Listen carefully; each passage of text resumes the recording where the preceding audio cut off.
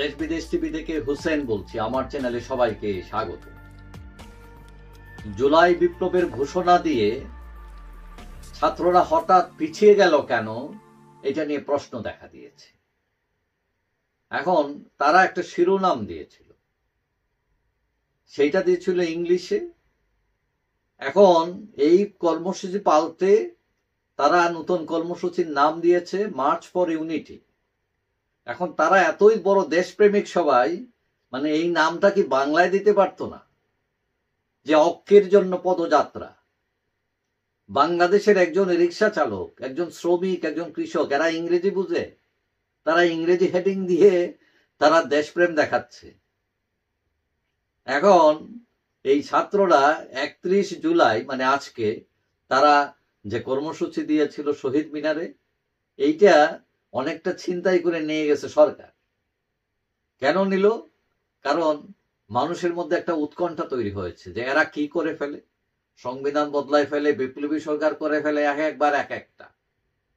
এখন আমি গতকালও বলছিলাম যে যত গর্জে তত বর্ষে না, মানে এইটাই সত্য হয়েছে। তাদের এই হাক ডাক আসলে কোনো কাজ দেয় নাই। তো এখন এটা তাদের কর্মসূচি স্থগিত বলেন, বাতিল বলেন, যাই বলেন না কেন, মানে এটা হচ্ছে না। তো এখন তাদের কেউ কেউ আবার অভিযোগ করেছেন যে তাদের পিছনে ষড়যন্ত্র কাজ করছে। এখন ষড়যন্ত্র কারা করছে এগুলো তারা বলছে না। আবার এখন এই সরকার বলছে যে তারা ঘোষণা দেবে জুলাই বিপ্লবের ঘোষণা, এবং যে রাজনৈতিক অন্যান্য শক্তি আছে, পেশাজীবী শক্তি, বিভিন্ন মানুষের সাথে আলাপ আলোচনা করে দেবে। এখন এই কথাটা বা এই জিনিসটা তো ছাত্ররা করতে পারত, কারণ তারা যে বিপ্লব বলে, গণ অভ্যুত্থান যাই বলুক না কেন, এগুলো তো তারা একা করে নাই। সব সিদ্ধান্ত তারা একাই নিয়ে নিচ্ছে। সেখানে বিভিন্ন পেশার মানুষ আছে, বিভিন্ন রাজনৈতিক শক্তি আছে, সেনাবাহিনী আছে, কাউকেই বদার করছে না তারা। মানে তারা যেটা মনে করছে সেটাই করছে। ওই একবার প্রেসিডেন্ট অপসারণ করে ফেলে, একবার আওয়ামী লীগ নিষিদ্ধ করে ফেলে, এখন আবার ওই তারা বিপ্লবী সরকার বানায় ফেলবে, সংবিধান বাতিল করে ফেলবে। কিন্তু এগুলো আসলে যে টিকছে না, এই দেশের মানুষ গ্রহণ করছে না, রাজনৈতিক দলগুলো গ্রহণ করছে না, এইগুলো তো তারা বুঝতে পারছে না। তারা যে কর্মসূচি দিয়েছিল, ছাত্রদল বলছে আমরা নাই, এমনকি বিপি নূরের ছাত্র সংগঠন তারাও বলছে নাই। কে ছিল? খালি ইসলামী ছাত্র শিবির। এখন ইসলামী ছাত্র শিবির হলো জামাতের সংগঠন। অনেকে মনে করতেছেন যে পিছনে কলকাঠি নাড়তেছে জামাত, এবং এই কলকাঠি নাড়ার পিছনে অনেক কারণ আছে। এখানে ক্ষমতার দ্বন্দ্ব আছে, এবং এইগুলো বিএনপি ঠিকই বুঝতে পারছে, এবং বুঝতে পেরেই তারা ফাইনাল নোটিশ দিচ্ছে সরকারকে, এবং দরকার হলে তারা মোকাবেলা করবে এইসব। সেনাবাহিনী কোনো বিশৃঙ্খলা হতে দেবে না।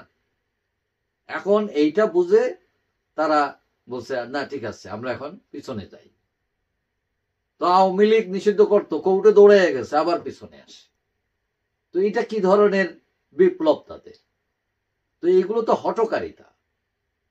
এবং সরকার বলছে লক্ষণীয় বিষয় যে রাজনৈতিক শক্তির সাথে আলাপ আলোচনা করে তারা ঘোষণাপত্র দেবে। That's fine. আপনি একটি রাজনৈতিক সিদ্ধান্ত নেবেন, রাজনৈতিক দলগুলোকে এড়িয়ে এখন আওয়ামী লীগ বাদ, জাতীয় পার্টি বাদ, বিএনপি বাদ, 14 দল বাদ, সব বাদ।